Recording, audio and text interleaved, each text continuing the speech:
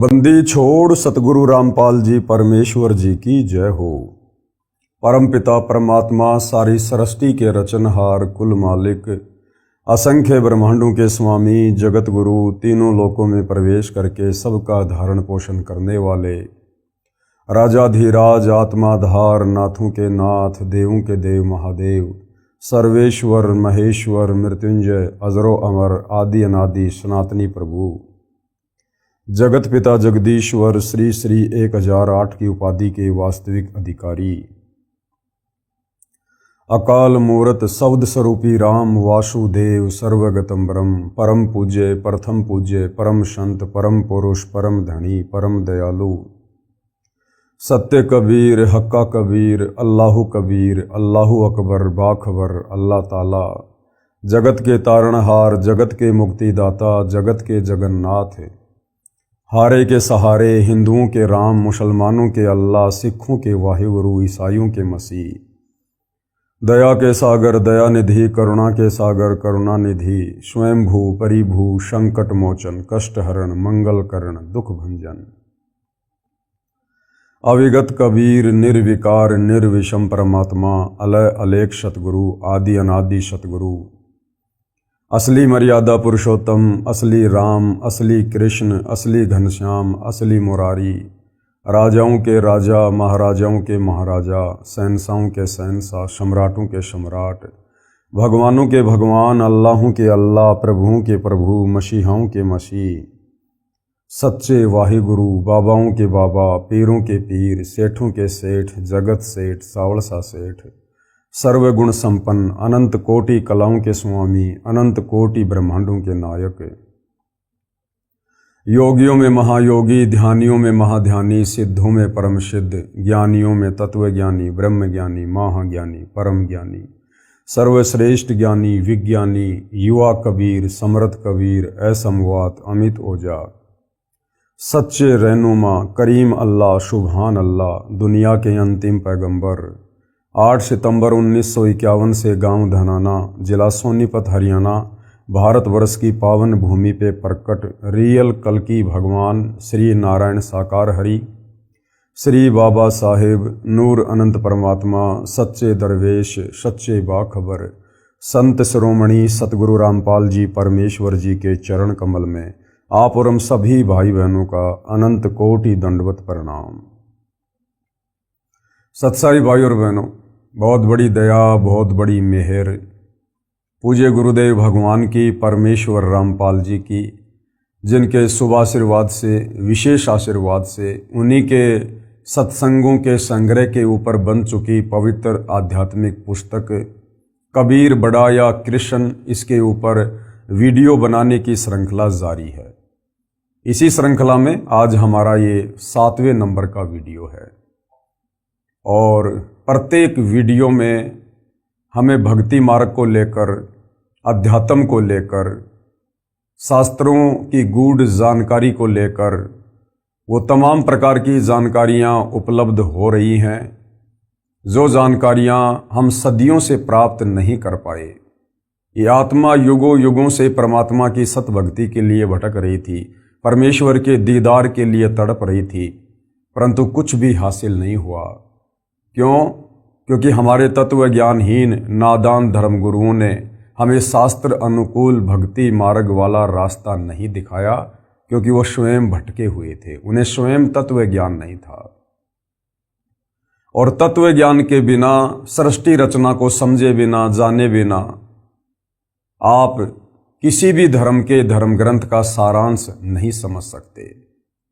यही कारण रहा सदियों से परमात्मा चाहने वाली आत्माएं भक्ति और भगवान से दूर रही और शास्त्रों के विरुद्ध साधना करते करते अंत में प्रेत योनि पाई, भूत योनि पाई और अपनी दुर्गति करवाई, 184 योनियों में भरम के भटक के। अब भाई और बहनों, सारी सृष्टि के सृजनहार कबीर परमेश्वर जी ने बहुत बड़ी रजा की है, दया की है।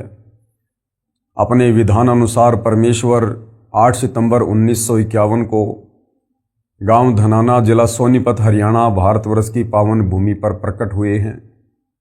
तत्वदर्शी संत की जगत गुरु की भूमिका कर रहे हैं और सन 1994 से हमें आध्यात्मिक ज्ञान दे रहे हैं, भक्ति मार्ग बता रहे हैं, और सन 2000 से सर्वधर्मों के धर्मशास्त्रों से गूढ़ ज्ञान, गूढ़ जानकारी हमें उपलब्ध करवा रहे हैं, हमें आत्म कल्याण का मार्ग दिखा रहे हैं।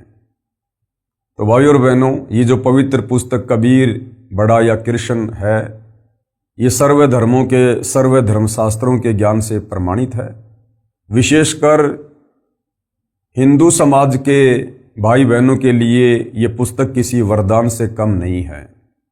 यदि आपने दिल थामकर धैर्य के साथ रुचि लेकर निष्पक्ष भाव से इस पवित्र पुस्तक कबीर बड़ा या कृष्ण को पढ़ लिया या इस पर बन रहे तमाम वीडियो देख लिए, आपको पता चलेगा कि वास्तव में वो एक सर्वशक्तिमान परमेश्वर कौन है, जिन्होंने सर्व ब्रह्मांडों की रचना की है, जिसके अधीन ये सभी दैवीय शक्तियां हैं। तो भाइयों और बहनों, हमारा जो टॉपिक है वो चल रहा है जनता की अदालत में।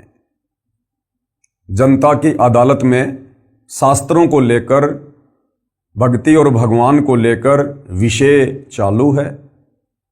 कबीर जी की तरफ से उनके वकील हैं सतगुरु रामपाल जी। हालांकि कबीर परमेश्वर स्वयं ही अपने वकील होते हैं, लेकिन यहाँ पर भगत समाज को समझाने की दृष्टि से हम सतगुरु रामपाल जी को कबीर जी के वकील के रूप में पेश कर रहे हैं, जैसा कि इस पुस्तक में लिखा हुआ है। दूसरी तरफ श्री कृष्ण जी के वकील हैं हिंदू धर्म के तमाम आचार्य, शंकराचार्य, गुरुजन। और इस मुकदमे में जो जज है वो जनता है, क्योंकि जनता शिक्षित है, पढ़ी लिखी है, सर्वशास्त्र उपलब्ध हैं। जनता अपनी आंखों से सारे प्रमाण देखकर स्वयं निर्णय करेगी कि वास्तव में कबीर बड़ा या कृष्ण। मुकदमा क्या है? श्री कृष्ण जी के वकीलों ने अर्थात हिंदू धर्म गुरुओं ने ये कहा है कि श्री कृष्ण अर्थात विष्णु ही सर्वशक्तिमान परमात्मा है। ये अविनाशी है, इनका जन्म और मरण नहीं होता है, इनके कोई माता पिता नहीं है, ये अजरो अमर है। और किसी भी हिंदू धर्म ग्रंथ में श्री कृष्ण उर्फ विष्णु से बढ़कर परमात्मा नहीं है, और इन्हीं की भक्ति करने का निर्देश है। दूसरी तरफ कबीर जी के वकील सतगुरु रामपाल जी का दावा है कि श्री कृष्ण जी के जितने भी वकील हैं, जितने भी धर्मगुरु हैं, ये सब झूठ बोल रहे हैं और समाज को भ्रमित कर रहे हैं। कबीर जी के वकील सतगुरु रामपाल जी का कहना है कि श्री कृष्ण अर्थात विष्णु अजरो अमर नहीं है, और किसी भी धर्मशास्त्र में श्री कृष्ण उर्फ विष्णु की पूजा करने का विधान नहीं है, ना वेदों में ना गीता में। और श्री कृष्ण उर्फ विष्णु के माता पिता हैं। इनकी माता का नाम देवी दुर्गा है और इनके पिता का नाम काल ब्रह्म है। और ये तीन भाई हैं, ब्रह्मा, विष्णु, महेश। और महाभारत के युद्ध में गीता का ज्ञान श्री कृष्ण जी ने नहीं बोला, अपितु श्री कृष्ण जी के शरीर में प्रेत की भांति प्रवेश करके इस काल ब्रह्म ने गीता का ज्ञान दिया। और भाइयों और बहनों, हमने वीडियो नंबर 5 में देखा कि जनता की अदालत में जनता के सामने कबीर जी के वकील सतगुरु रामपाल जी ने हिंदू धर्मशास्त्रों से ही प्रमाणित कर दिया कि वास्तव में श्री कृष्ण जी के वकील अर्थात तमाम हिंदू धर्म गुरु गलत हैं, इन्हें अपने शास्त्रों का भी ज्ञान नहीं है। और कबीर जी को सर्वश्रेष्ठ, सर्वशक्तिमान, सर्व ब्रह्मांडों के रचयिता साबित किया। साथ में वीडियो नंबर 6 में सतगुरु रामपाल जी ने बताया कि जितने भी हिंदू धर्मगुरु हैं जिन्होंने गीता जी का अनुवाद किया है, उन्होंने अनुवाद करने में भी त्रुटि की है, गफलत की है। गीता अध्याय 18 श्लोक 66 में एक वर्ज शब्द है जिसका अर्थ है जाना, किंतु सर्व गीता अनुवादकों ने उसका अर्थ किया है आना। उन्होंने अर्थ का अनर्थ किया है, गीता के श्लोक का भावार्थ ही बदल दिया है अपनी तत्व ज्ञानहीनता के चलते।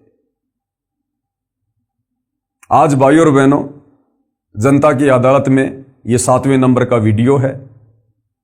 इस वीडियो में कबीर जी के वकील सतगुरु रामपाल जी धर्मशास्त्रों से प्रमाणित कर रहे हैं कि पूजा के योग्य केवल एक ही परम शक्ति है, एक ही परमेश्वर है, वे हैं परम अक्षर ब्रह्म अर्थात सत्य पुरुष कबीर देव।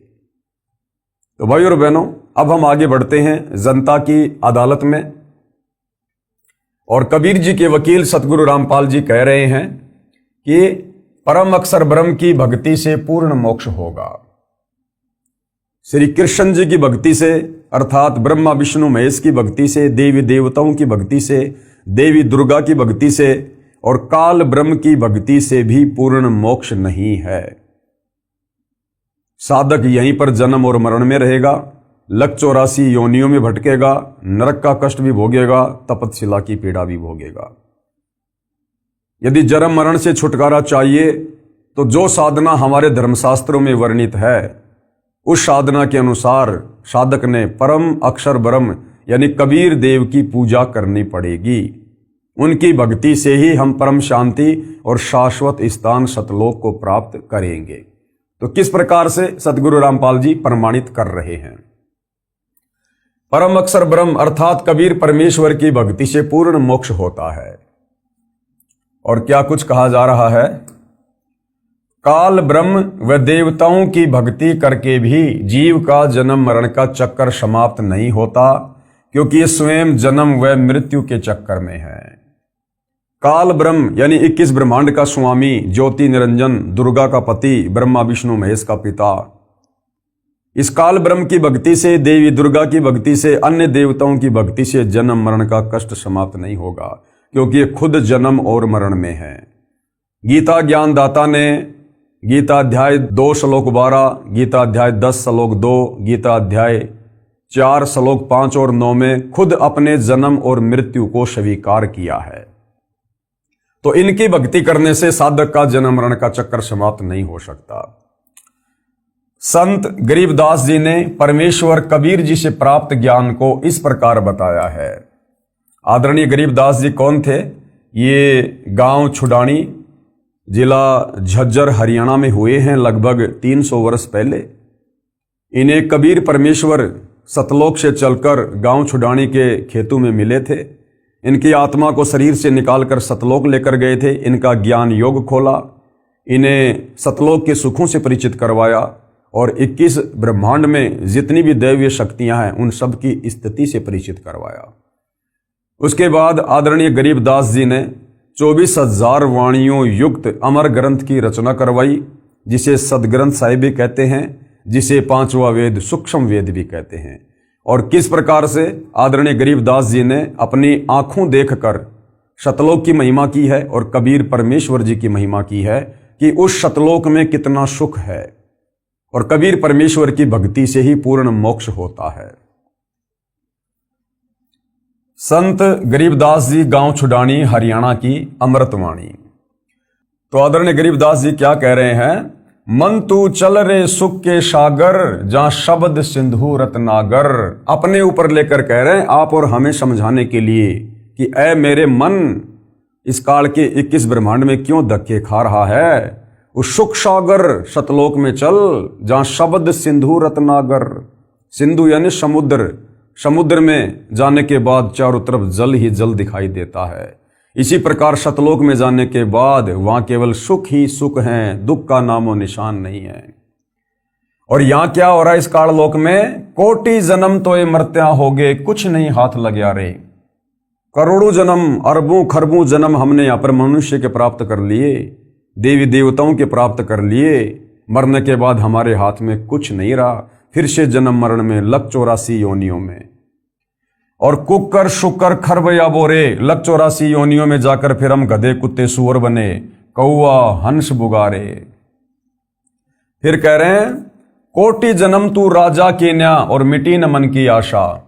आदरणीय गरीबदास जी क्या कह रहे हैं? भाई करोड़ों बार तू राजा के जन्म प्राप्त कर चुका है, लेकिन फिर भी तेरी इच्छाओं का अंत नहीं हुआ। करोड़ों बार। अब भाई और बहनों विचार करो, हम कब से सतलोक से बिछुड़कर इस काल के लोक में सजा भोग रहे हैं, कष्ट भोग रहे हैं। आदरणीय गरीबदास जी कह रहे हैं कोटि जन्म तू राजा की न्या मिटी न मन की आशा। भाई और बहनों, एक साधारण मनुष्य जन्म हमें उस समय मिलता है जब हम लक 84 योनि का एक चक्कर काट लेते हैं। यानी गधे, कुत्ते, सूअर, पक्षी, सूक्ष्म जीव जंतु, बैक्टीरिया, मक्खी, मच्छर, जल के जीव, यानी लक 84 योनि का एक चक्कर काटने में हमें अरबों खरबों युग लग जाते हैं। उसके बाद हमें बड़ी मुश्किल से एक मनुष्य जन्म मिलता है परमेश्वर के विधान अनुसार। अब भाइयों और बहनों, करोड़ों मनुष्य जन्म जब हमें इस प्रकार से मिल जाते हैं, उसके बाद कहीं जाकर हमें एक उस मनुष्य जन्म में राजा का जन्म मिलता है। तो विचार करो भाइयों और बहनों, करोड़ों मनुष्य जन्म मिलने के बाद जब एक राजा का जन्म मिलता है, और हम कितनी बार हम राजा रह चुके हैं, कोटि जन्म यानी करोड़ों बार हम यहां राजा के जन्म प्राप्त कर चुके हैं। तो सोचिए आम मनुष्य के जन्म हम कितने अरबों खरबों प्राप्त कर चुके हैं, और एक मनुष्य जन्म लक 84 योनि भोगने के बाद तो सोचो भाइयों और बहनों, लक 84 योनियां तो हम इतनी बार भोग चुके हैं, गधे, कुत्ते, सूअर की जिसकी कोई गिनती ही नहीं है। और आज भी हम इसी काल के लोक में हैं। आज हमें गुरुदेव ने केवल मौका दिया है, मौका संभलने का, सुधरने का, अपनी भूल सुधार करने का, वापस सतलोक जाने का, भक्ति करने का।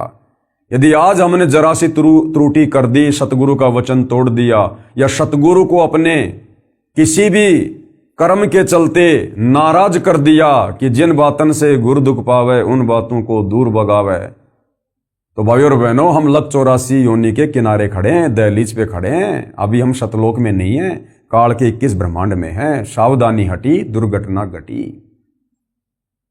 तो ये इतना सारा ज्ञान देने का, ये बड़े बड़े शास्त्र लिखने का, दिन रात गुरुदेव ने जो संघर्ष किया है पिछले 30 वर्षों से, केवल इसलिए कि हम आत्माएं अब वो गलती ना करें जो गलतियां हम युगों युगों से सतगुरु की शरण में आने के बाद भी करते आ रहे हैं, गुरु को मानुष मानकर भक्ति करने वाली। तो अब भाइयों और बहनों, सिर धड़ की बाजी है।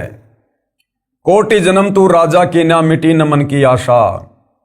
परमात्मा कहते हैं भाई करोड़ों बार तू राजा के जन्म प्राप्त कर चुका है, और राजा के जन्म में तो तेरे पास में सारा ठाट बाट होता है, सारा सुख होता है, और उस राजा के जन्म में भी तेरी इच्छाओं का कभी दमन नहीं हुआ, तेरी इच्छाओं का अंत नहीं हुआ।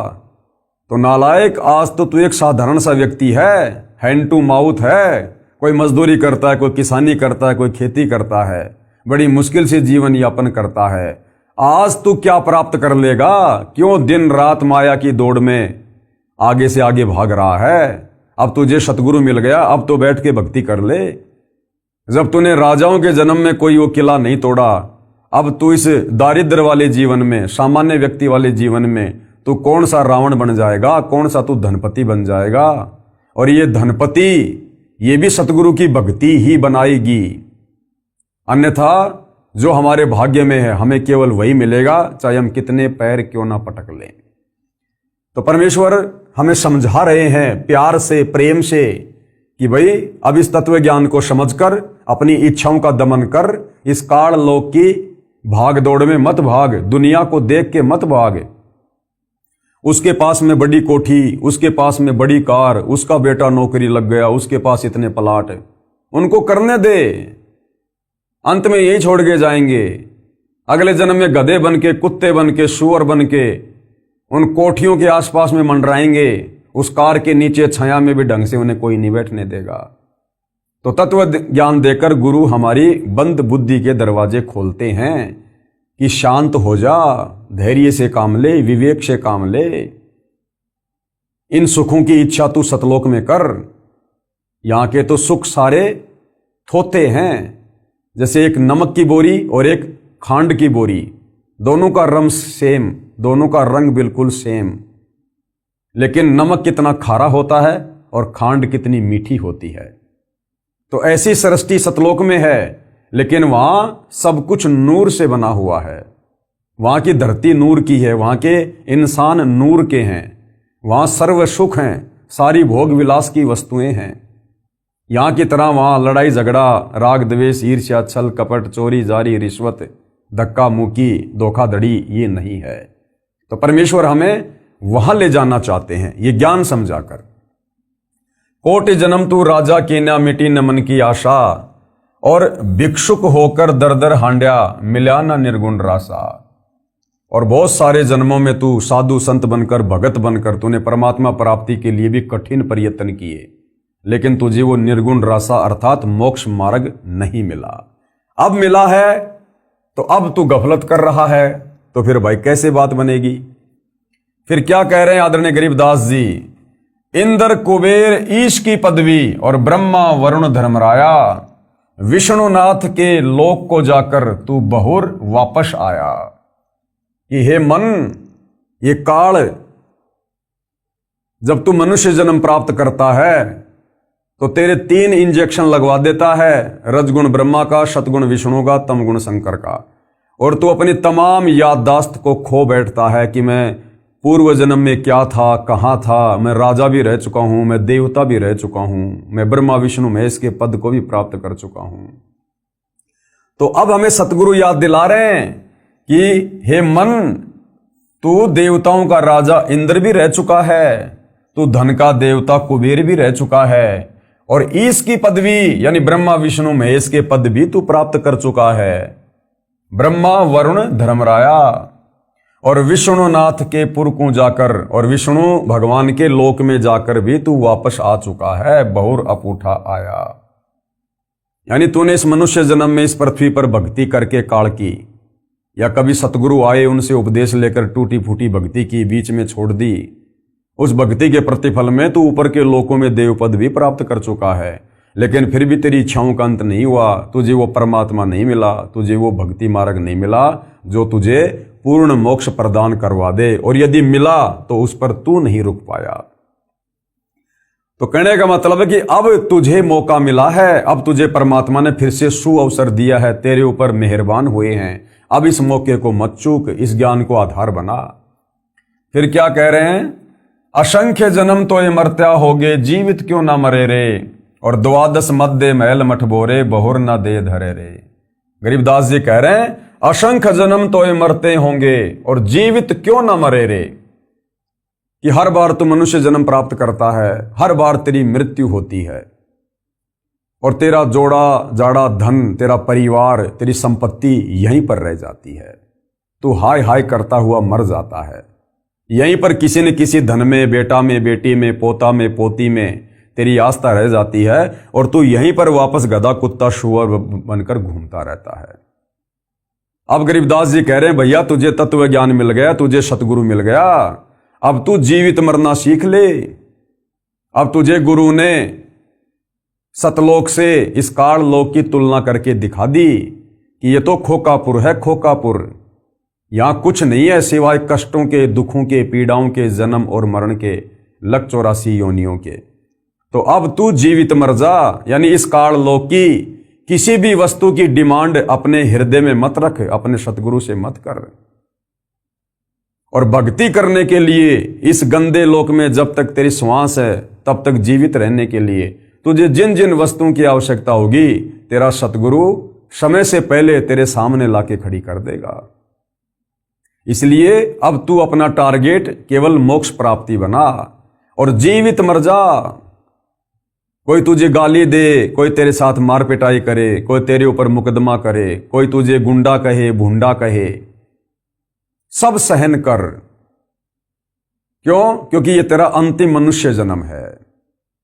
और भाई और बहनों, आप और हमारे में से यदि किसी को ये पता चल जाए, हमें दिखा दिया जाए भविष्य के दर्पण में कि भैया 24 घंटे बाद कल रात्रि 9 बजे तेरी मृत्यु है, तू संसार छोड़कर जाएगा, और उसको भी बिल्कुल कन्फर्म हो जाए कि हाँ 24 घंटे बाद मेरी मृत्यु है।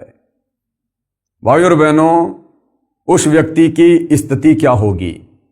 उसे ना कोई यहां पर अपना मित्र दिखाई देगा, ना यहां उसे अपना कोई दुश्मन दिखाई देगा।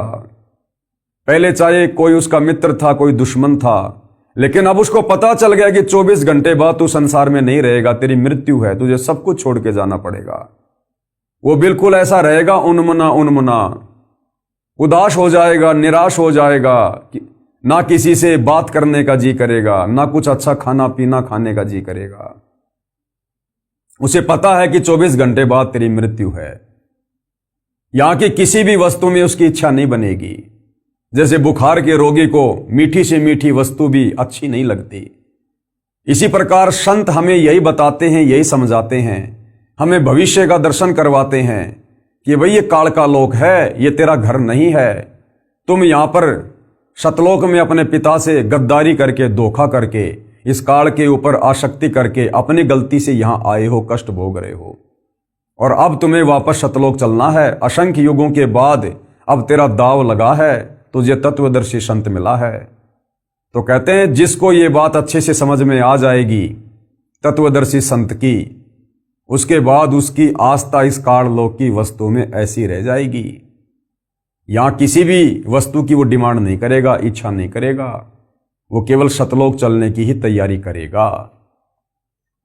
तो कहते हैं असंग जन्म तोय मरत्या होगे, जीवित क्यों न मरे रे। और द्वादश मध्य महल मठबोरे, यानी 12वां द्वार पार करके जो अक्षर पुरुष का लोक है, उस अक्षर पुरुष के लोक को पार करने का जो द्वार है वो है 12वां द्वार। कहते हैं उसके बाद महल मठबोरे, यानी वो सतलोक है जहां जाने के बाद बहुर ना दे धरे रे।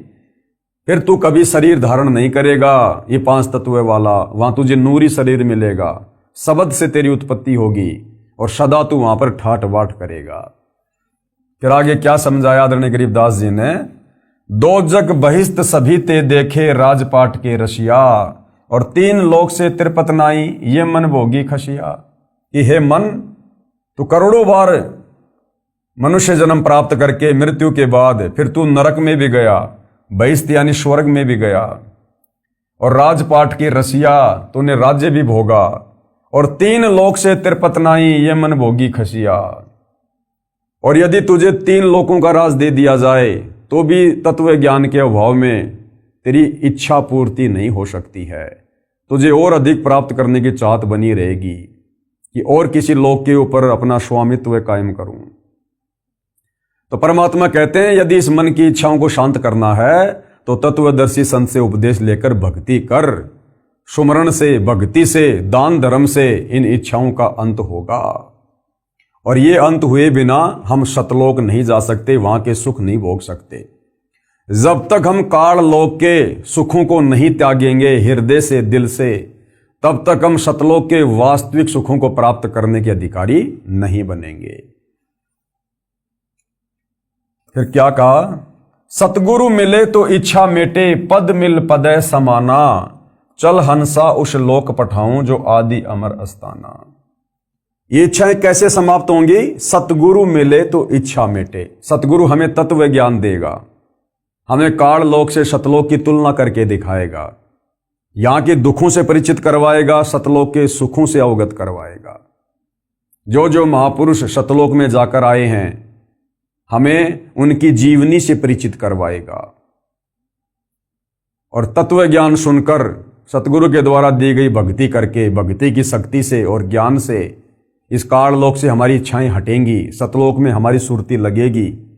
तो सतगुरु मिलेगा तो काल लोक की इच्छाओं से हमारे मन को हटाएगा, और पद मिल पदय समाना, और सतगुरु हमें जो भक्ति की जो वो पद्धति देगा, वे ऑफ वर्शिप बताएगा। जब उस भक्ति को हम मन लगाकर करेंगे, मर्यादा में रहकर करेंगे, तो पद मिल पदय समाना, यानी हम उस अमर पद में समा जाएंगे, उस परम पद में चले जाएंगे, सतलोक में चले जाएंगे, वास्तविक उस धाम में चले जाएंगे।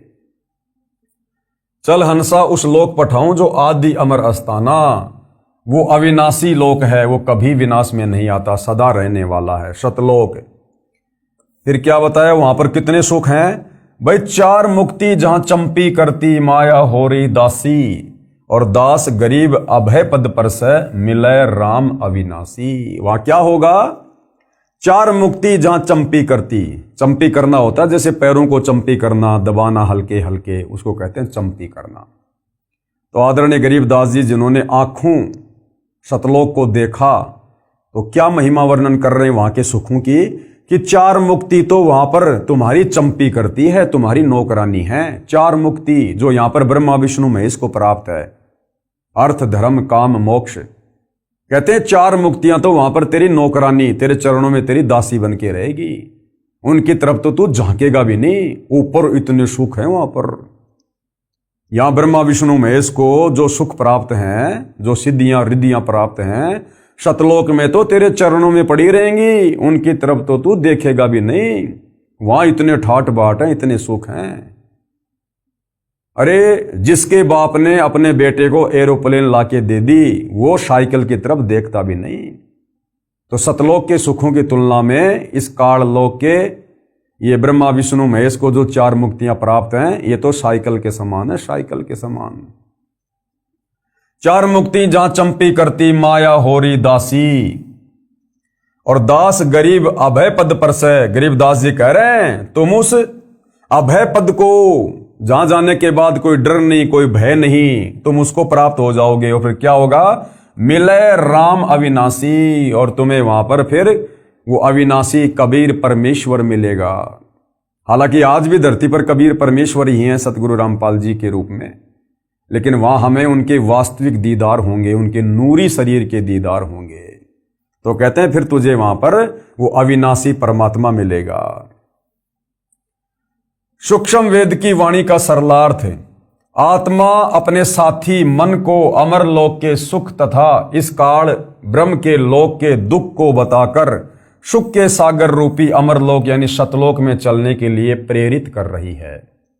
काल ब्रह्म के लोक यानी किस ब्रह्मांडों में रहने वाले प्राणी को क्या क्या कष्ट होते हैं, पहले ये जानकारी बताई है और कहा है कि काल ब्रह्म के लोक का अटल विधान है कि जो जन्मता है उसकी मृत्यु निश्चित है, और जो मर जाता है उसका जन्म निश्चित है। कोटि जन्म तो ही मरते होंगे, जीवित क्यों न मरे रे। इसका प्रमाण गीता जी में देखिएगा। और ये सारी बातें भाई और बहनों भूल मत जाना। जनता की कोर्ट में कबीर परमेश्वर जी के वकील सतगुरु रामपाल जी इन शास्त्रों का हवाला देकर, 5वें वेद सूक्ष्म वेद की वाणियों का हवाला देकर श्री कृष्ण जी के वकीलों के सामने सबको बता रहे हैं, सबको दिखा रहे हैं कि परम अक्षर ब्रह्म यानी कबीर देव की भक्ति से पूर्ण मोक्ष होता है, और सतलोक में ही असल में वास्तव में सुख है। श्रीमद् भगवद गीता अध्याय 2 श्लोक 22 में इस प्रकार कहा है। क्या कहा है? कि जैसे मनुष्य पुराने वस्त्रों को त्याग कर दूसरे नए वस्त्र ग्रहण करता है, वैसे ही जीव आत्मा पुराने शरीर को त्याग कर दूसरे नए शरीरों को प्राप्त करता है। गीता अध्याय 2 श्लोक 27 में क्या कहा है? क्योंकि जन्मे हुए की मृत्यु निश्चित है, यानी इस काल के लोक में जो जन्म लेता है उसकी मृत्यु निश्चित है, और मरे हुए का जन्म निश्चित है, और जो मर गया उसके बाद किसी अन्य योनि में, चाहे गधा, कुत्ता, सुअर, देवता या मनुष्य, फिर उसका जन्म निश्चित है। अर्थात जन्म और मरण 21 ब्रह्मांड का अटल नियम है। इसलिए बिना उपाय वाले विषय में तू शोक करने के योग्य नहीं है।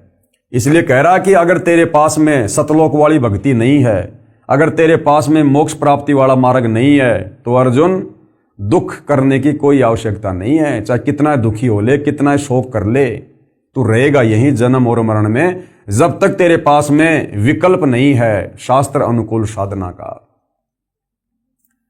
श्रीमद् भगवद गीता शास्त्र से स्पष्ट हुआ कि काल ब्रह्म के लोक का अटल नियम है कि जन्म तथा मृत्यु सदा बने रहेंगे।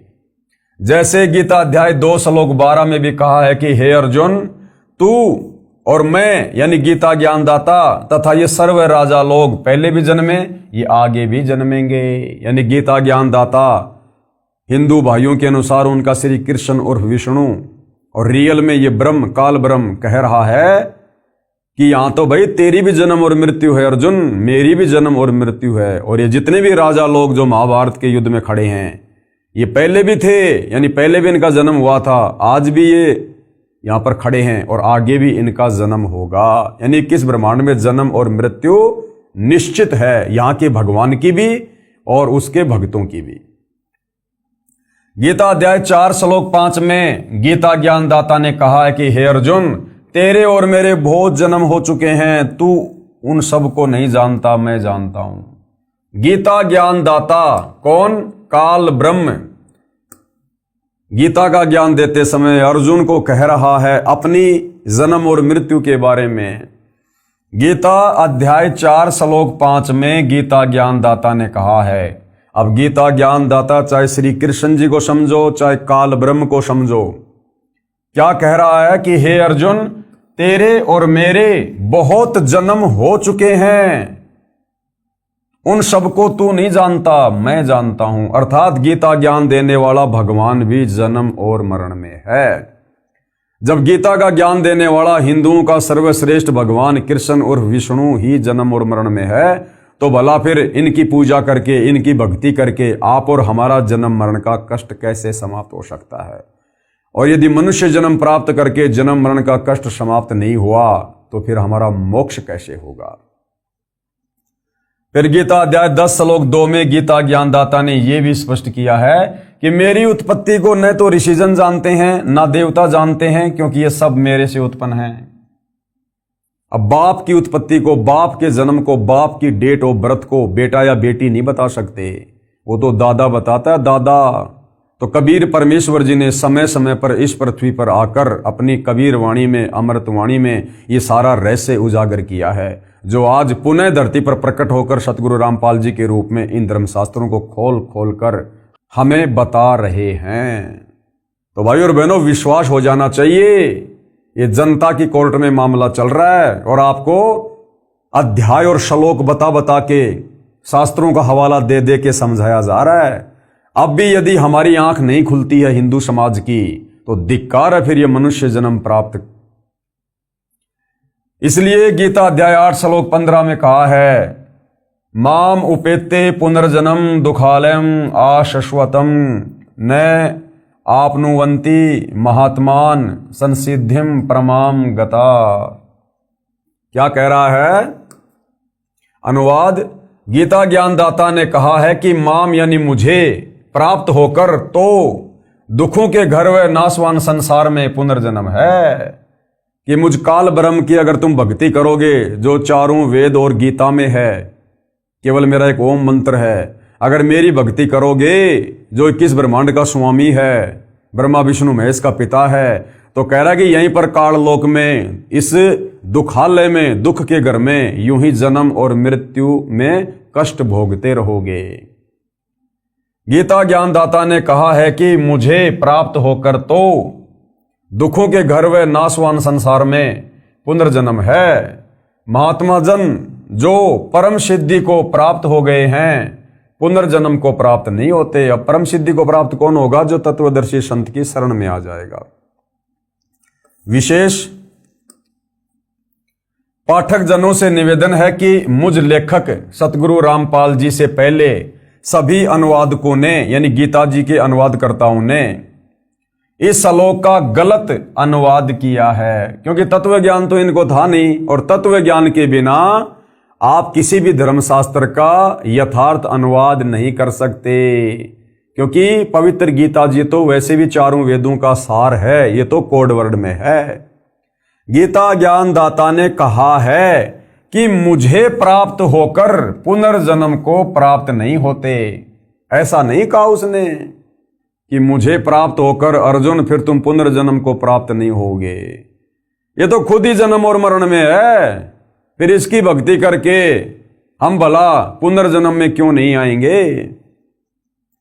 विचार करें, पहले लिखे अनेकों गीता के श्लोकों में आप जी ने पढ़ा कि गीता ज्ञानदाता ने स्वयं कहा है कि मेरे तथा तेरे अनेकों जन्म हो चुके हैं। गीता अध्याय 2 श्लोक 12, गीता अध्याय 10 श्लोक 2, गीता अध्याय 4 श्लोक 5 और 9 में खुद गीता ज्ञानदाता अपनी जन्म और मृत्यु स्वीकार कर रहा है। जब ये पहले के श्लोकों में अपनी जन्म और मृत्यु स्वीकार कर रहा है, तो फिर आगे भला इस श्लोक में ये कैसे कह सकता है कि मुझे प्राप्त होकर फिर पुनर्जन्म नहीं होता? फिर भी इस श्लोक का ये अर्थ करना कि मुझे प्राप्त महात्मा का पुनर्जन्म नहीं होता, गीता की यथार्थता के साथ खिलवाड़ करना तथा अर्थों का अनर्थ करना मात्र है। परमात्मा के दोषी बने हैं, परमात्मा के दोषी, भगत समाज को भ्रमित करके, शास्त्रों का यथार्थ अनुवाद ना करके। सूक्ष्म वेद की अमृतवाणी का भावार्थ है, वाणी का सरलार्थ। आत्मा और मन को पात्र बनाकर संत गरीबदास जी ने संसार के मानव को समझाया है। कहा है कि ये संसार दुखों का घर है, इससे भिन्न एक और संसार है, सतलोक, जहां कोई दुख नहीं है, वह शाश्वत स्थान है, अर्थात सनातन परम धाम, यानी सतलोक जो कभी नष्ट नहीं होता, वह सुख सागर है। तथा वहां का प्रभु अविनाशी परमेश्वर भी सुखदायी है, जो उस सुख सागर में निवास करता है। सुख सागर अर्थात अमरलोक की संक्षिप्त परिभाषा बताई है। यानी सतलोक में क्या है, कितने सुख हैं वहां पर। शंखों लहर मेहर की उपजय, कहर नहीं जा कोई, दास गरीब अचल अविनाशी, सुख का सागर सोई। शंखों लहर मेहर की उपजय, शंखों यानी गिनती नहीं, इतना वहां पर सुख है, सुख की लहर है वहां पर। जैसे समुद्र में पानी की लहरें होती है ना, वो कभी समाप्ति नहीं होती, इसी प्रकार सतलोक में इतना सुख है, इतना वैभव है, इतना विलास है, जिस प्रकार समुद्र में लहरें होती हैं। शंखों लहर मेहर की उपजय, कहर नहीं जा कोई, और दास गरीब अचल अविनाशी, सुख का सागर सोई। वास्तव में वो सतलोक ही स्थायी स्थान है और सुख का सागर है, उसके अलावा और कोई सुख का सागर है ही नहीं। अक्षर पुरुष के 7 संग ब्रह्मांडों में और काल के 21 ब्रह्मांडों में सुख नाम की चीज नहीं, केवल नाम है सुख, लेकिन वस्तु यहां सुखदायक नहीं है। भावार्थ, जिस समय मैं अकेला होता हूं, यानी पूज्य गुरुदेव भगवान अपने ऊपर उदाहरण पेश कर रहे हैं। हालांकि ये तो परमेश्वर हैं, परमात्मा हैं, सुख के सागर हैं, इनका तो सबके प्रति समदृष्टि भाव रहता है।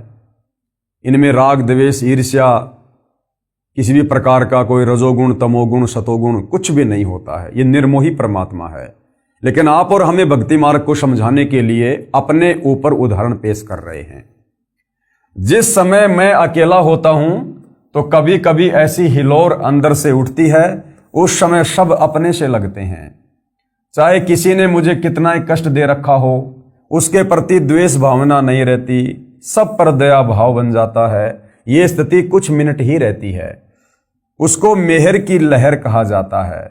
सतलोक अर्थात सनातन परम धाम में जाने के पश्चात प्रत्येक प्राणी को इतना आनंद आता है, वहां पर ऐसी असंख्यों लहरें आत्मा में उठती रहती है, क्योंकि वहां कोई राग द्वेष नहीं है, कोई लड़ाई झगड़ा नहीं, कोई मन मुटाव नहीं, किसी चीज का वहां पर कोई अभाव नहीं। भाई मन में राग द्वेष ऊंच नीच का भाव तो उस समय आएगा जब कोई गरीब होगा, कोई अमीर होगा, और उन अमीरों के सुखों को देखकर वो गरीब आदमी ना जाने अपने मन में क्या क्या सोचेगा। तो ये ऊंच नीच का भाव, राग द्वेष का भाव उस समय उत्पन्न होता है जहां पर समानता नहीं होती है।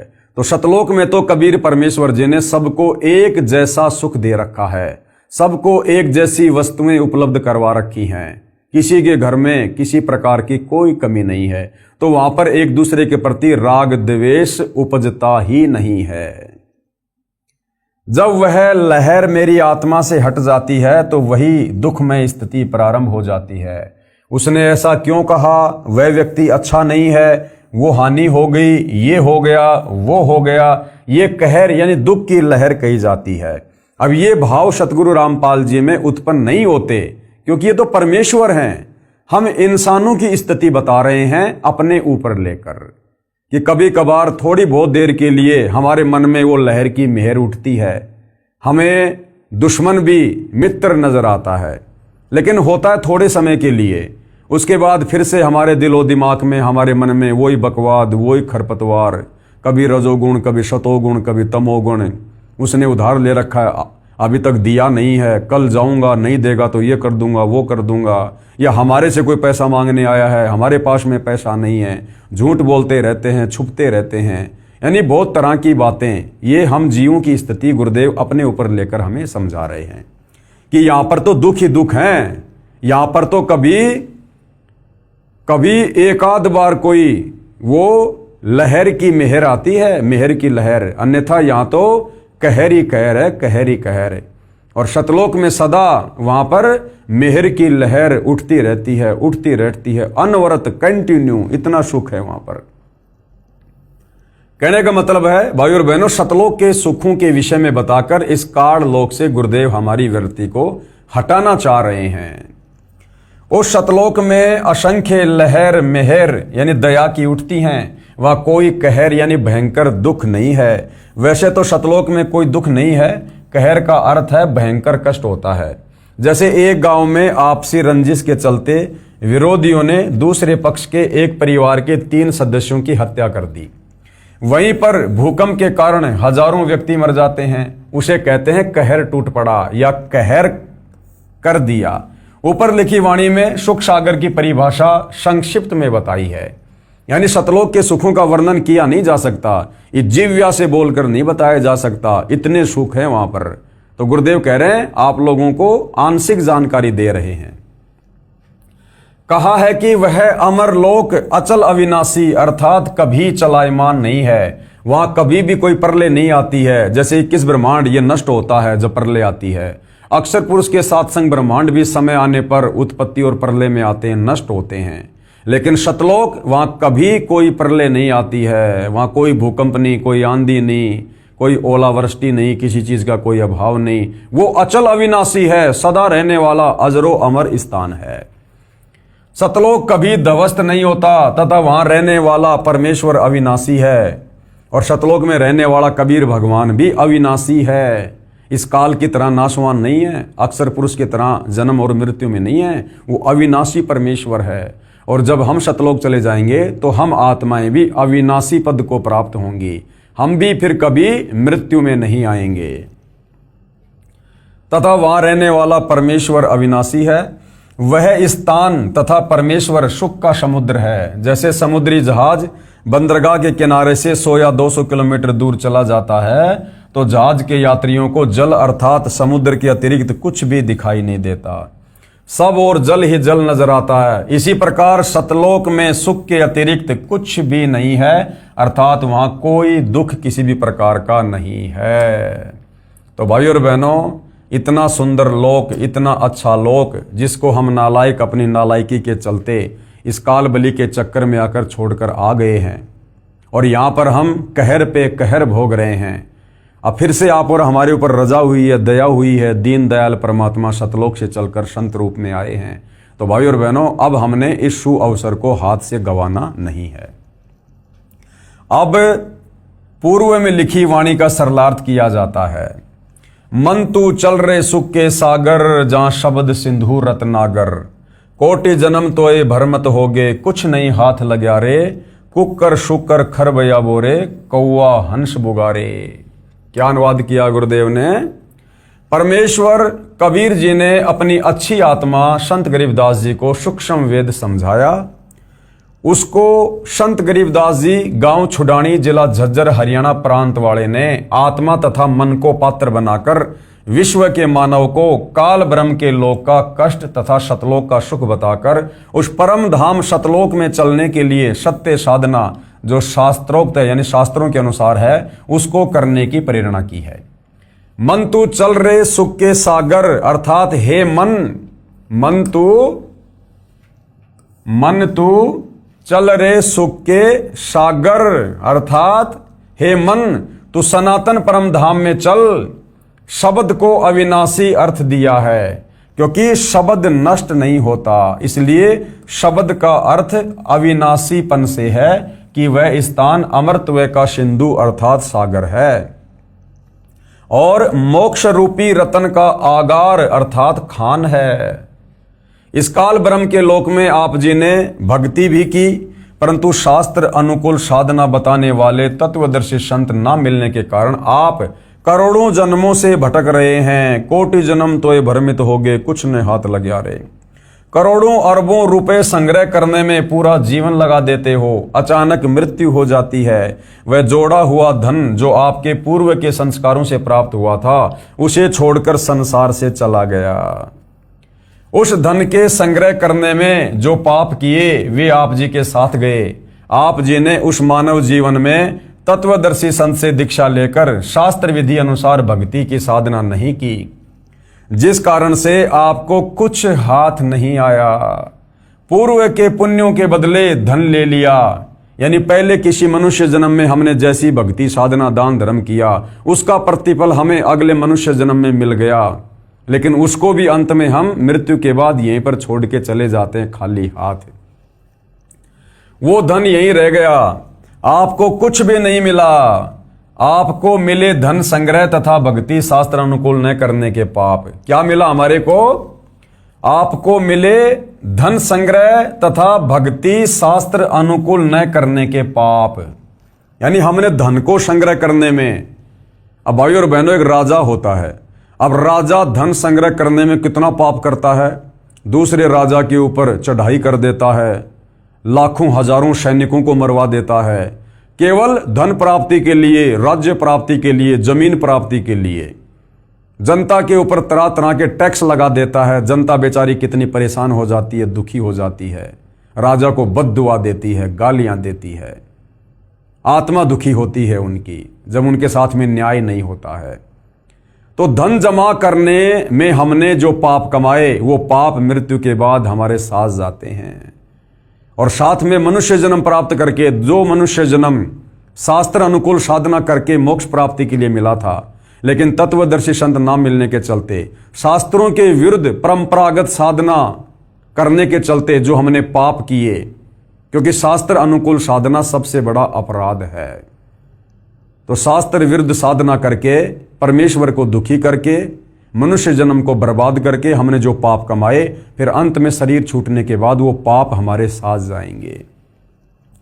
आपको मिले धन संग्रह तथा भक्ति शास्त्र अनुकूल ना करने के पाप, जिसके कारण आप कुक्कर यानी फिर हम क्या क्या बने, कुत्ता, खर यानी गधा, सुकर यानी सुअर, और कौवा, काग पक्षी, हंस एक पक्षी जो केवल सरोवर में मोती खाता है, बुगा यानी बुगला पक्षी, आदि आदि की योनियों को प्राप्त करके कष्ट उठाया। तत्वदर्शी संत ना मिलने के कारण ये आत्मा इतने कष्ट उठाती है काललोक में। फिर आगे क्या बताया है पूज्य गुरुदेव भगवान ने, कोटि जन्म तू राजा कीन्या, मिटी न मन की आशा, और भिक्षुक होकर दर दर हांड्या, मिला न निर्गुण रासा। फिर क्या कष्ट उठाए हमने यहां पर काल के लोक में। सरलार्थ, हे मानव, आप जी ने काल ब्रह्म की कठिन से कठिन साधना की, वेदों को पढ़ा, वेदों को पढ़ के हमने निष्कर्ष निकाल लिया कि ये जो ओम नाम है ये ब्रह्म का है, यही परमात्मा, यही परमेश्वर है। था वो काल, उसकी प्राप्ति के लिए, मोक्ष के लिए ना जाने हमने कैसी कैसी कठिन साधनाएं की, घर छोड़ दिया, संपत्ति छोड़ दी, तत्व ज्ञान के अभाव में जंगलों में चले गए, गुफाओं में चले गए। हमने अपने शरीर की भी परवाह नहीं की, अपने शरीर को हमने एक जगह बैठकर तप करके नष्ट कर दिया, हमने उसको गला दिया, मिट्टी बन गया हमारा शरीर। भाई और बहनों, ये बातें बिल्कुल सत्य हैं, ये गलत नहीं हैं, लेकिन उसके बावजूद भी हमें परमात्मा नहीं मिला, क्योंकि हमारा भक्ति का मार्ग सही नहीं था, शास्त्रों के अनुसार नहीं था, हमें कोई तत्वदर्शी संत नहीं मिला, जिस कारण से हमने अपने शरीर की भी परवाह नहीं की, शरीर भी हमने गला दिए, नष्ट कर दिए कि हमें मोक्ष मिल जाए, हमें भगवान मिल जाए, हमारा जन्म मरण से छुटकारा हो जाए। ऐसी ऐसी कठिन साधनाएं, घोर साधनाएं आप और हमने युगों युगों की है, असंख्यों बार की है। आप जो एक छोटा सा वीडियो दिखाता हूं वर्तमान का। वर्तमान में हरियाणा में कोई गांव है, वहां पर शास्त्र विरुद्ध साधना कर रहा एक साधु है, जो मनमुखी साधना कर रहा है, पाखंड साधना कर रहा है, शास्त्रों के विरुद्ध साधना कर रहा है, हठ योग कर रहा है, तप कर रहा है, और पिछले 5 वर्षों से वो अपने पैरों पर खड़ा है, यानी जमीन से वो पैर नहीं हटाता 5 वर्षों से, और कह रहा है कि मैं 10 साल तक ये साधना करूंगा और उसके बाद क्या होगा, उसके बाद मुझे शंकर जी के दर्शन होंगे, यानी जो भी उसका इष्ट देव है कि वो मुझे दर्शन देंगे। अगर उसने दर्शन दे भी दिए तो क्या मिलेगा भाई और बहनों, क्या मिलेगा? वो कह रहा कि मुझे 10 साल के बाद में ऐसी घोर साधना करने के बाद, आप ये वीडियो देखिए एक बार भाई और बहनों, इनके पैरों की क्या हालत हो रही है। अभी तो इनकी साधना 5 साल और बाकी है। 5 साल में इनके पैरों की क्या हालत होगी, हाथी जैसे पांव हो गए। इनके सेवक दिन रात इनके पांव में दवाई लगाते रहते हैं, तेल लगाते रहते हैं, पीड़ा बहुत ज्यादा हो रही है। और इस नादान को अपने शरीर की भी चिंता नहीं है कि इसमें कोई कीड़े पड़ जाएंगे, कोई मवाद पड़ जाएगी, पैर खराब हो जाएगा, कैंसर हो जाएगा, कोई परवाह नहीं कर रहा। ये ऐसे ही आप और हमने युगों युगों भाई और बहनों इस शरीर को ऐसे ही हमने कष्ट दिया है तत्व ज्ञान के अभाव में, ये सोचकर कि मुझे मोक्ष मिलेगा, मेरे इष्ट के दर्शन होंगे, लेकिन अंत में कुछ भी हाथ नहीं लगा। भिक्षुक होकर दर दर हांड्या, मिला न निर्गुण राशा। निर्गुण राशा यानी वो मोक्ष वाला मार्ग नहीं मिला हमें। अभी तो इसकी 5 साल बाकी हैं इस साधना की, इस पाखंड पूजा की। और कह रहा कि मुझे 10 साल बाद जब मेरी साधना समाप्त होगी, मुझे मेरे इष्ट भगवान शंकर दर्शन देंगे। अब भाई और बहनों, अगर इस भाई को तत्व ज्ञान होता, सच्चा सतगुरु अगर इसके भाग्य में होता, और देखो वो वाणी बिल्कुल सत्य है कि सकल पदार्थ है जग माही, भाग बिना नर पावत नाही, कर्महीन नर पावत नाही। हरियाणा में ही परमपिता परमात्मा कबीर साहब सतगुरु रामपाल जी के रूप में आए हुए हैं, और ये भाई भी हरियाणा में ही है, फिर भी इसका मेल परमात्मा से नहीं हो रहा है, क्योंकि कर्महीन है, इसके भाग्य में परमात्मा नहीं है, मोक्ष नहीं है। और कह रहा जब मेरी साधना 10 साल पूरी हो जाएगी, मैं अपने इष्ट शंकर जी के दर्शन करूंगा।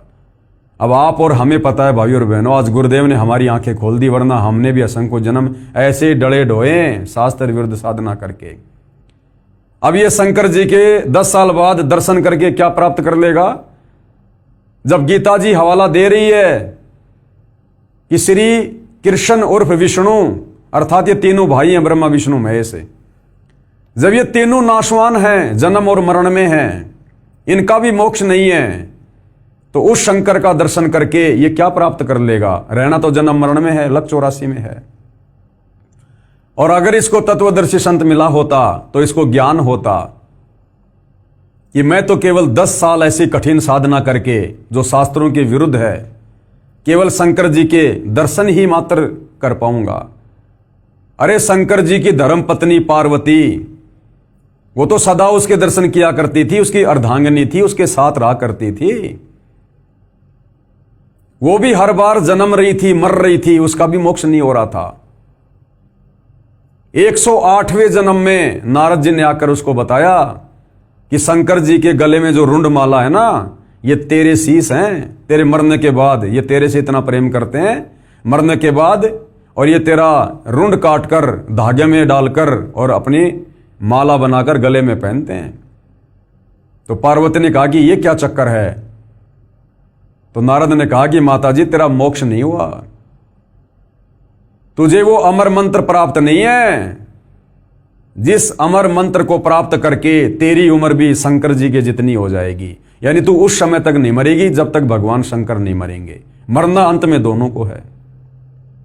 तो अगर इस भाई को अगर वास्तव में तत्व ज्ञान होता, सच्चे सतगुरु की शरण में होता, तो ये शास्त्र विरुद्ध साधना नहीं करता, अपने शरीर को बेवजह ये कष्ट नहीं देता।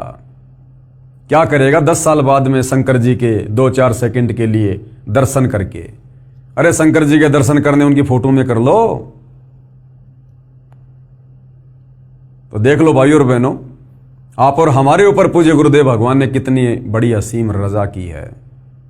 हमें परमेश्वर ने किस प्रकार से भक्ति और भगवान के नाम पर भ्रम ने भटकने से बचा लिया। तो ऐसे भाई और बहनों, आप और हमने अनंत बार इस परमात्मा की प्राप्ति के लिए शास्त्र विरुद्ध साधना करके इसी प्रकार अपने शरीर को कष्ट दिया है, नष्ट कर दिया। अपने शरीर की भी हमने परवाह नहीं की, लेकिन हमें परमात्मा के दर्शन तक नहीं हुए। और आज साक्षात वो परमात्मा सह शरीर धरती पर प्रकट है। आज भी यदि हम मौका चूक जाएंगे, उनको ना पहचान कर, उनको परमेश्वर ना मानकर अगर हमने गफलत कर दी, उनके द्वारा दी गई भक्ति साधना में कोई त्रुटि कर दी, मर्यादाओं में कोई त्रुटि कर दी, भक्ति भाव में कोई त्रुटि कर दी, और यदि हमारे किसी भी कर्म और क्रिया से यदि गुरुदेव भगवान नाराज हो गए, फिर हम इसी प्रकार से जन्म और मरण में और ये कष्ट भोगेंगे।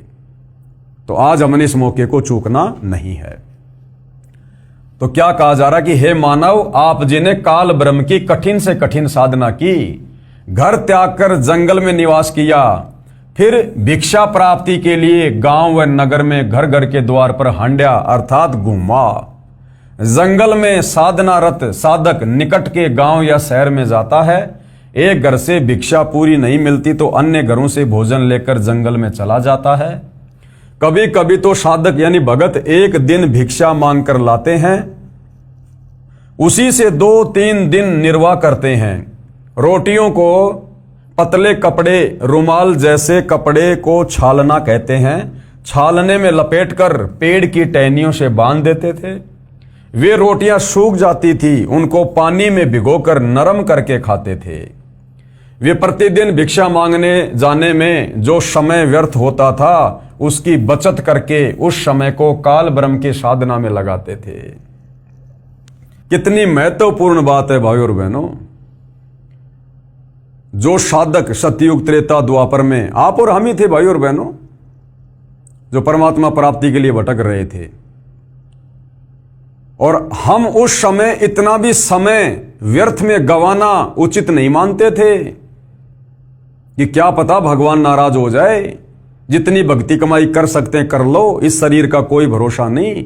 ये सोचकर आप और हम उन युगों में गांव में जाते थे, 2, 4, 5, 10 रोटियां मिलती थी, लेकर आते थे, थोड़ा बहुत खाते थे, बाकी रोटियों को पेड़ से टांग देते थे, सूख जाती थी वो, और उन्हीं रोटियों को पानी में भिगो भिगो के नरम करके खाते थे।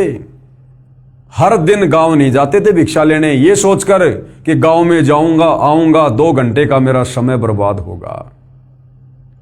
तो सोचो भाइयों और बहनों, वर्तमान में तो हमें वास्तव में शास्त्र अनुकूल साधना मिली है, मोक्ष का मार्ग मिला है। इस समय आप और हमारे समय और श्वासों की कितनी कीमत है। इसलिए गुरुदेव भगवान कहते हैं कि ज्यादा से ज्यादा समय अपने परमेश्वर की भक्ति को दो, सेवा को दो, सुमरण को दो, सत्संग को दो। व्यर्थ में इधर उधर घूमना फिरना, व्यर्थ की बातें करना, बात बात में रिश्तेदारियों में जाना, घूमने फिरने जाना, ये भगत को शोभा नहीं देता है। अब भगत ने तो समय का सदुपयोग करने के लिए, अपनी रोजी रोटी के लिए पहले जहां हम 10-10, 12-12 घंटे काम करते थे, हमने उसको भी सीमित कर देना चाहिए। क्योंकि जब हमारे खर्चे सीमित हो गए तो हमारा काम धंधा भी सीमित हो जाना चाहिए। और अब तो हम सतगुरु की शरण में हैं, जिस भगवान ने हमारे को करने के लिए भजन दिया है और खाने के लिए भोजन भी देगा, भूखा नहीं रखेगा। तो अब आप और हमारे समय और श्वासों की कितनी कीमत है, ये हमें समझ में आ जानी चाहिए। छालने में लपेटकर वृक्ष की टहनियों से बांध देते थे। वे रोटियां सूख जाती हैं, उनको पानी में भिगोकर नरम करके खाते थे। वे प्रतिदिन भिक्षा मांगने जाने में जो समय व्यर्थ होता था, उसकी बचत करके उस समय को काल ब्रह्म की साधना में लगाते थे। भावार्थ है कि जन्म मरण से छुटकारा पाने के लिए अर्थात पूर्ण मोक्ष प्राप्ति के लिए वेदों में वर्णित विधि तथा लोक वेद से घोर तप करते थे। उनको तत्वदर्शी संत न मिलने के कारण निर्गुण राशा अर्थात गुप्त ज्ञान, जिसे तत्व ज्ञान कहते हैं, जो आज आप और हमें प्राप्त है, वह नहीं मिला। क्योंकि यजुर्वेद अध्याय 40 मंत्र 10 में तथा चारों वेदों का सारांश रूप श्रीमद् भगवत गीता अध्याय 4 श्लोक 32 तथा 34 में कहा है कि जो यज्ञों अर्थात धार्मिक अनुष्ठानों का विस्तृत ज्ञान स्वयं सच्चिदानंद घन ब्रह्म अर्थात कबीर परमेश्वर अर्थात परम अक्षर ब्रह्म अपने मुख कमल से बोलकर सुनाता है, वह तत्व ज्ञान अर्थात सूक्ष्म वेद है। गीता ज्ञानदाता ब्रह्म ने कहा है कि उस तत्व ज्ञान को जिस तत्व ज्ञान को कबीर परमात्मा स्वयं धरती पर प्रकट होकर अपने मुख कमल से कबीर वाणी द्वारा बोलता है, तू तत्व ज्ञानियों के पास जाकर समझ।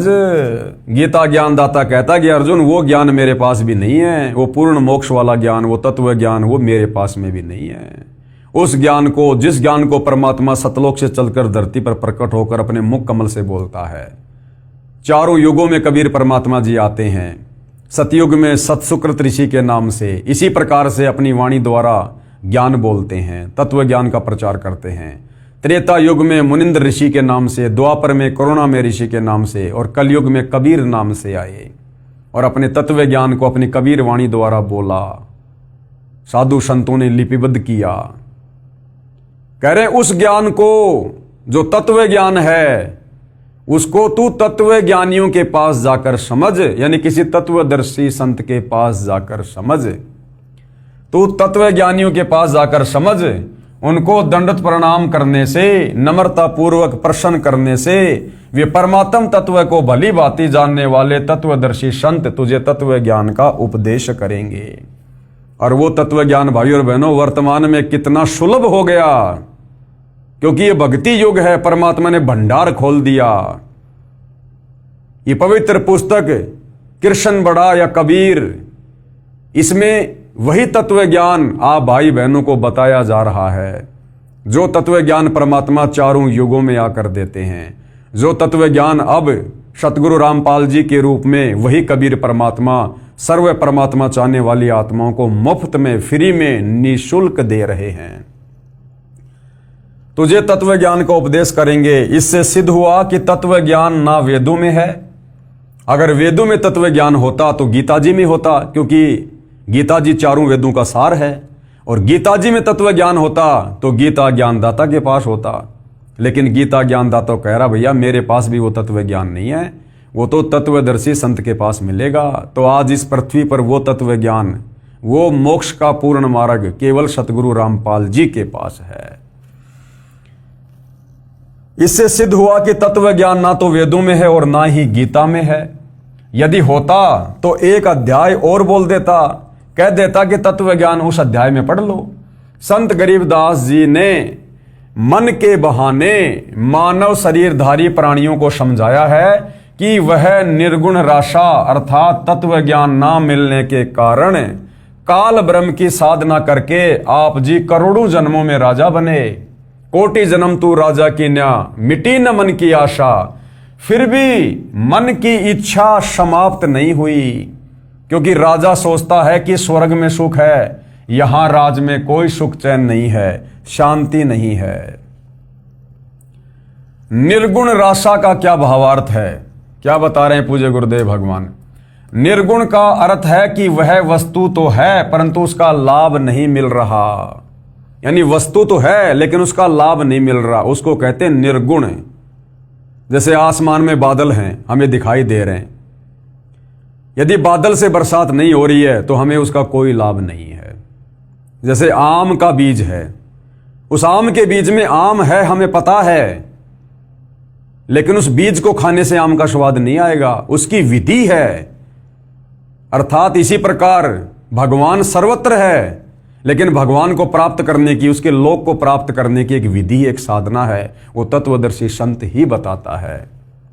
निर्गुण राशा का भावार्थ, निर्गुण का अर्थ है कि वह वस्तु तो है परंतु उसका लाभ नहीं मिल रहा। वृक्ष के बीज में फल तथा वृक्ष निर्गुण रूप में है, यानी बीज के अंदर फल भी है और पेड़ भी है। उस बीज को मिट्टी में बीज कर सिंचाई करके वह सरगुण वस्तु वृक्ष को फल प्राप्त की जाती है। ये ज्ञान ना होने से आम के फल व छाया से वंचित रह जाते हैं।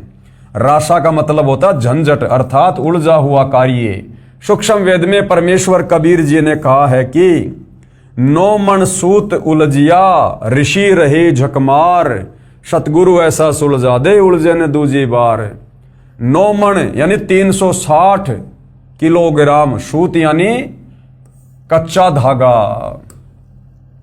कबीर 9 मन सूत उलझिया ऋषि रहे झकमार, सतगुरु ऐसा सुलझा दे उलझे न दूजी बार।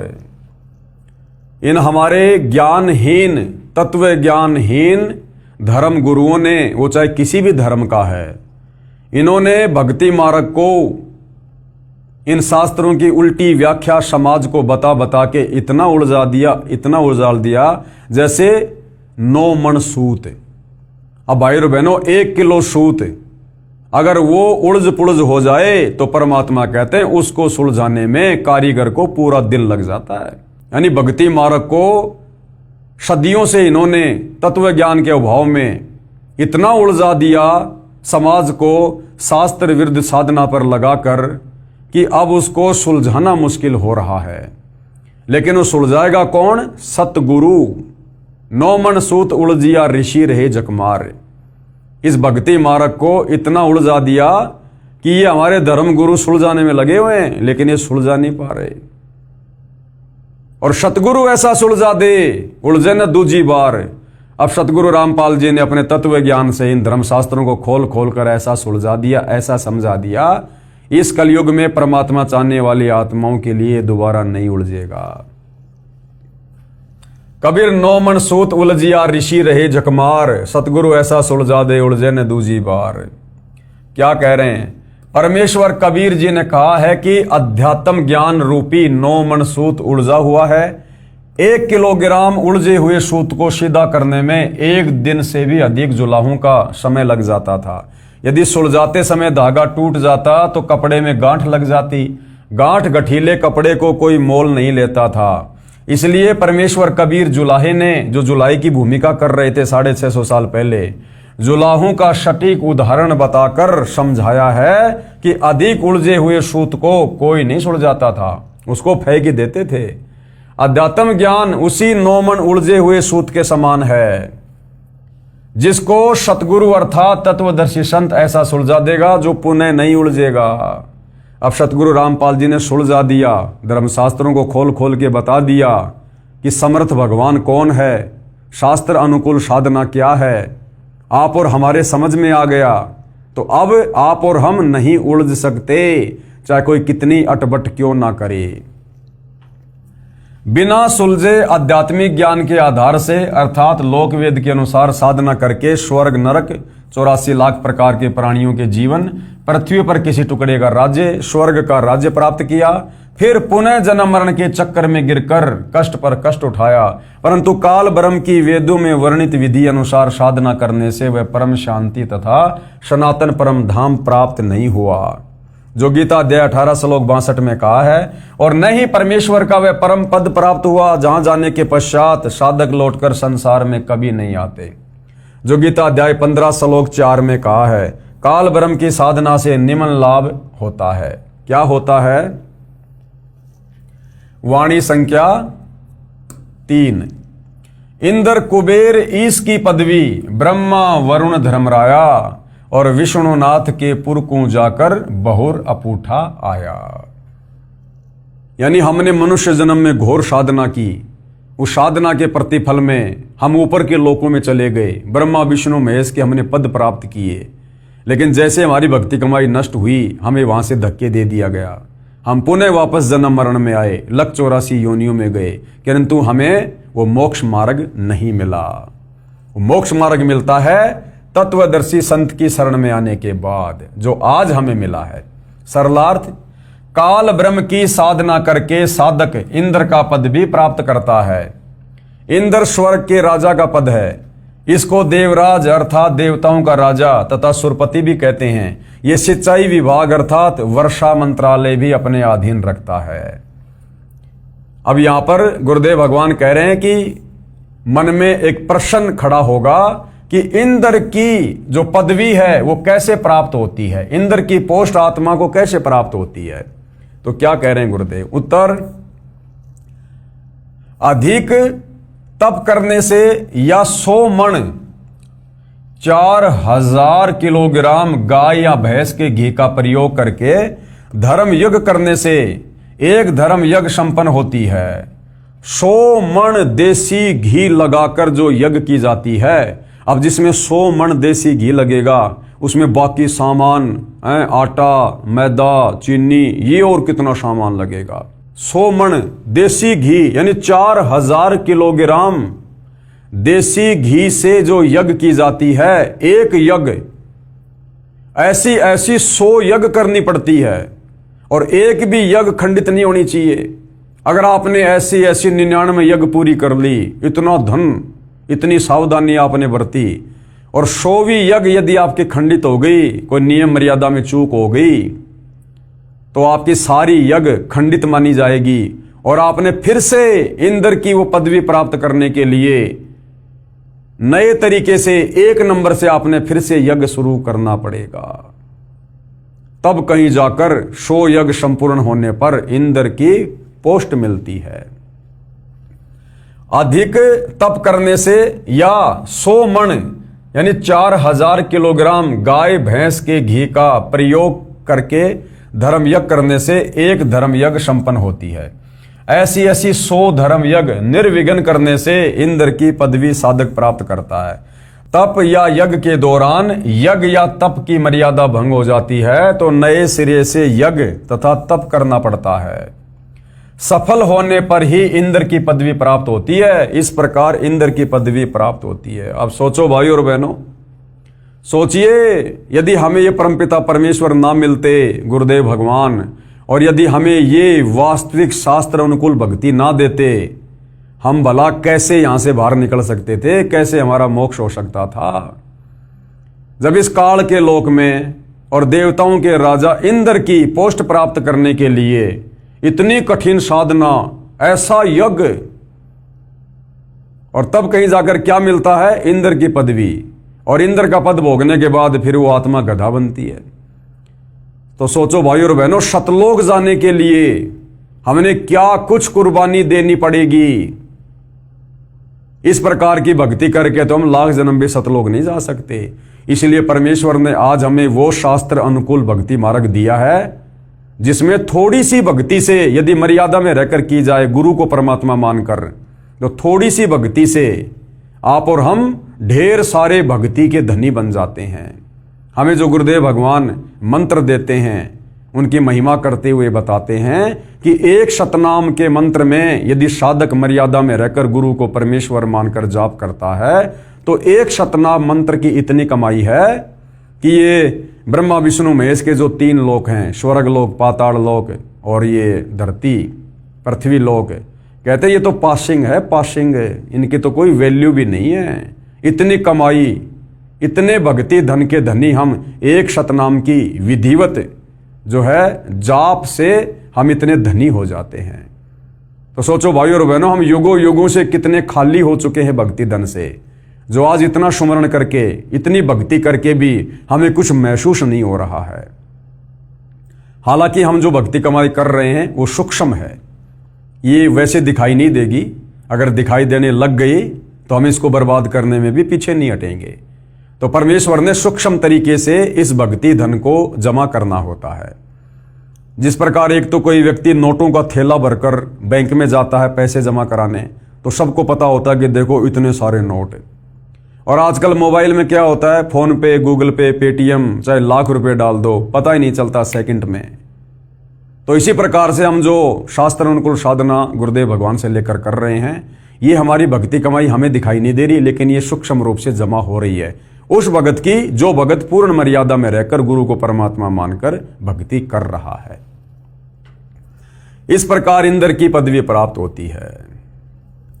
फिर आगे एक सवाल मन में और उठेगा, इंद्र का शासन काल ये कितना है? जैसे प्रधानमंत्री का शासन काल है 5 साल, ऐसे ही देवताओं के राजा इंद्र का शासन काल जो है वो कितने समय का है? और मृत्यु उपरांत इंद्र के पद को छोड़कर प्राणी किस योनि को प्राप्त करता है?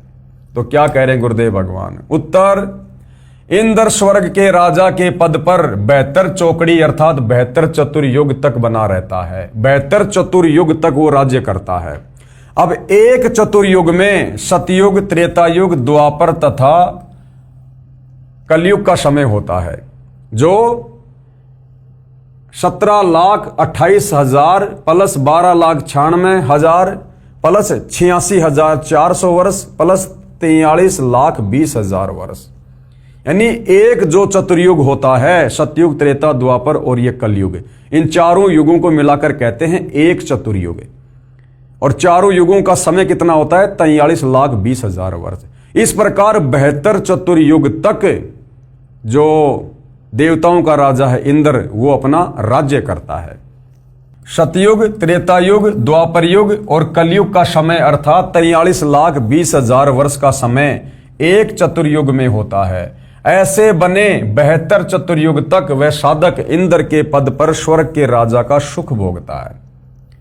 एक कल्प अर्थात ब्रह्मा जी के एक दिन में जो 1008 चतुर्युग का होता है, 14 आत्मा यानी 14 भगत इंद्र के पद पर रहकर अपना किया हुआ पुण्य कर्म भोगते हैं। यानी श्री ब्रह्मा जी का जो एक दिन है वो 1008 चतुर्युग का होता है। 1008 चतुर्युग का ब्रह्मा का केवल दिन होता है और इतनी रात्रि।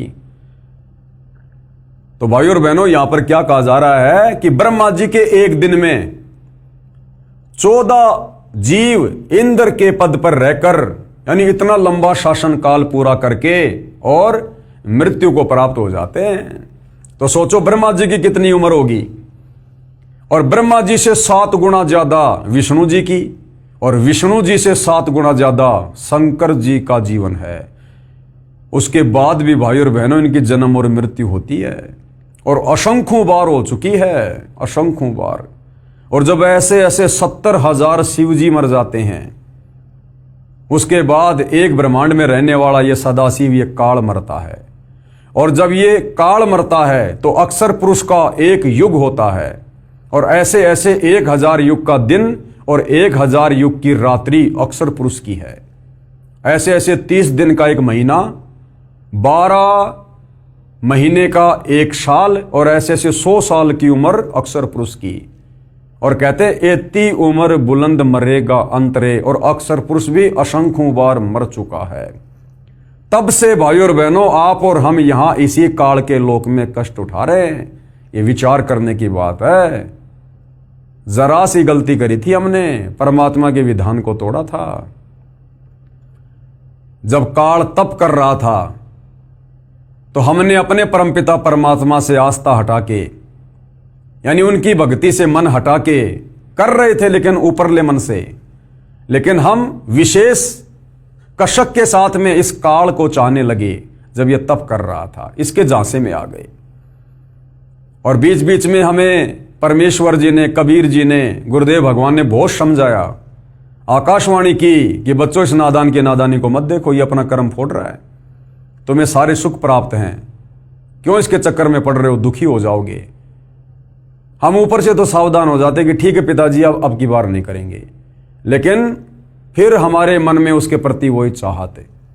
यानी परमात्मा से आस्था हटाकर हमने एक जीव के ऊपर आस्था लगाई, हमने अपने परमात्मा के वचन को तोड़ा, और उसकी हमने कितनी सख्त और कितनी लंबी सजा पाई। आज भी हम जेल में ही हैं, सतलोक नहीं गए अभी भी हम जेल में ही हैं। तो सोचो भाइयों और बहनों, आज स्वयं वो कबीर परमात्मा फिर से आप और हम पर दया करके इस पृथ्वी पर प्रकट है सतगुरु रामपाल जी के रूप में। और आज फिर से उन्होंने हमें भक्ति दे दी जो भक्ति हम सतलोक में करते थे, और आज हमें फिर से वही मर्यादा दे दी जो मर्यादा सतलोक में थी। आज यदि हमने फिर से उनके किसी भी वचन को तोड़ दिया, किसी भी मर्यादा को तोड़ दिया, तो सोचो भाइयों और बहनों फिर हमारे साथ में क्या बनेगी। ये दूसरा मौका दिया परमात्मा ने, और कहते हैं जीवन में 2 मौके और 1 बाल पर 2 छक्के ये किसी भाग्यवान को मिलते हैं। तो ये आप और हमारा दूसरा और अंतिम मौका है। अगर ये मौका चूक गए तो सोचो फिर हम और कितने लंबे समय के लिए यहां पर जन्म और मरण का कष्ट भोगेंगे। तो ये विचारणीय विषय है भाइयों और बहनों।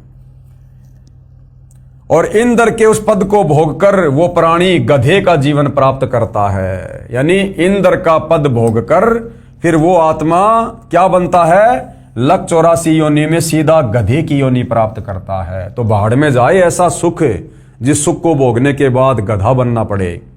वो 72 चतुर्युगी इंद्र का सुख एक गधे के जीवन में काल निकाल देता है। अब भाइयों और बहनों, इस संवाद को, इस सत्य कथा को जो अभी अभी आपको सतगुरु रामपाल जी ने मौखिक बताई कि देवताओं के राजा इंद्र का पद प्राप्त करने के लिए साधक को कितना कठिन तप करना पड़ता है, या फिर 100 मण देसी घी की 100 यज्ञ करनी पड़ती हैं, तब जाकर इंद्र की पोस्ट मिलती है। और इंद्र की पोस्ट प्राप्त करके वो 72 चतुर्युगी यानी इतने समय वो वहां पर शासनकाल करता है 72 चतुर्युग तक। और जब उसका शासनकाल समाप्त हो जाता है उसके बाद वो सीधा लक 84 योनि में गधे की योनि से अपना नया जीवन शुरू करता है। अब ये सत्य कथा है, अमर कथा है।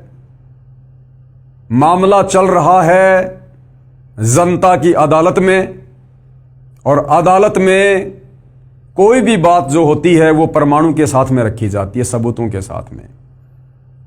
तो अब कबीर जी के वकील सतगुरु रामपाल जी कबीर जी को समर्थ परमात्मा साबित करते हुए, उनकी भक्ति को सर्वश्रेष्ठ भक्ति साबित करते हुए, और श्री कृष्ण जी अर्थात विष्णु जी की भक्ति को शास्त्र विरुद्ध साधना घोषित करते हुए जनता की अदालत में, जनता के सामने अब जो प्रमाण पेश करेंगे वो है हमारे हिंदू धर्म का शास्त्र मार्कंडे पुराण। ये कथा जो कि त्यों मार्कंडे पुराण में लिखी हुई है, जो हिंदू धर्म को शिरोधार्य है। उसके बाद हमने मानना पड़ेगा कि इस काल के लोक में हम किस प्रकार से इंद्र की पदवी प्राप्त करके भी, ब्रह्मा विष्णु महेश की पदवी प्राप्त करके भी, आज तो हम ये सोच रहे हैं यदि हम श्री ब्रह्मा विष्णु महेश की भक्ति कर लेंगे तो हमारी मुक्ति हो जाएगी, मोक्ष हो जाएगा। और गुरुदेव भगवान साबित करेंगे कि इंद्र की पोस्ट प्राप्त करके भी, देव पद प्राप्त करके भी, इस काल के विधान अनुसार हम फिर वापस लक 84 योनि में जाते हैं, गधे कुत्ते सुअर बनते हैं, कर्म भोगते हैं। अर्थात 21 ब्रह्मांड में चारों वेदों और गीता जी के अनुसार साधना करके आप और हम मोक्ष प्राप्त नहीं कर सकते जब तक हमें तत्वदर्शी संत नहीं मिलेगा, जब तक हमें वो शास्त्र अनुकूल सत साधना नहीं मिलेगी, जब तक हमें गीता अध्याय 17 श्लोक 23 वाला वो अमर मंत्र ओम तत्सत नहीं मिलेगा, तब तक हम काल के कष्टों से मुक्त नहीं हो सकते, परम शांति को प्राप्त नहीं कर सकते, हम सतलोक नहीं जा सकते। तो ये सारा मामला जनता की अदालत में विचाराधीन है। एक तरफ श्री कृष्ण जी के वकील हिंदू धर्मगुरु खड़े हैं, दूसरी तरफ कबीर जी के वकील सतगुरु रामपाल जी खड़े हैं, और सतगुरु रामपाल जी धर्मशास्त्रों को आधार बनाकर जनता के सामने सारे प्रमाण कि कबीर बड़ा या कृष्ण, कबीर की भक्ति सर्वश्रेष्ठ या कृष्ण की, कबीर की भक्ति शास्त्र अनुकूल या कृष्ण की भक्ति शास्त्र विरुद्ध, इस बात को प्रमाणित कर रहे हैं, ताकि सदियों से भक्ति और भगवान के नाम पर भ्रमित भगत समाज अपनी आंखों से अपने ही धर्मशास्त्रों में छुपी सच्चाई को देखकर तत्वदर्शी संत सतगुरु रामपाल जी से उपदेश लेकर अपनी आत्मा का कल्याण करवाए। तो भाइयों और बहनों, ये जो मार्कंडे ऋषि की जो कथा है, जो मार्कंडे पुराण में है, जिसमें इंद्र जी का संवाद है, इस विषय पर हम जनता की अदालत में कल रात्रि 8:30 बजे चर्चा करेंगे, और हम जानेंगे कि वास्तव में शास्त्र अनुकूल साधना के बिना हम कितना ही जप कर लें, कितना ही हम तप कर लें, कितना ही दान धर्म कर लें, हम ऊपर के लोकों में राजा बन सकते हैं, देवताओं के राजा बन सकते हैं, देव पद प्राप्त कर सकते हैं, देवताओं के लोक में हम उनके नौकर बन सकते हैं, परंतु हम मोक्ष प्राप्त नहीं कर सकते। और मोक्ष नहीं मिला तो क्या फायदा इतनी मेहनत का, इतने तप करने का, इतने यज्ञ करने का, व्यर्थ, यूजलेस। तो भाइयों और बहनों, कल जनता की अदालत में फिर पेश होंगे ये प्रमाण देखने के लिए, ताकि आत्मा को दृढ़ता मिले और हम तुरंत सत भक्ति पर लगें। तो कल परमेश्वर की सेवा में फिर हाजिर होंगे। तब तक पूज्य गुरुदेव भगवान हम सबको आज्ञा दे, आशीर्वाद दे, सद्बुद्धि दे, हमारा मार्गदर्शन करे, हम सबको भ्रमने और भटकने से बचाए। बंदी छोड़ सतगुरु रामपाल जी परमेश्वर जी की जय हो।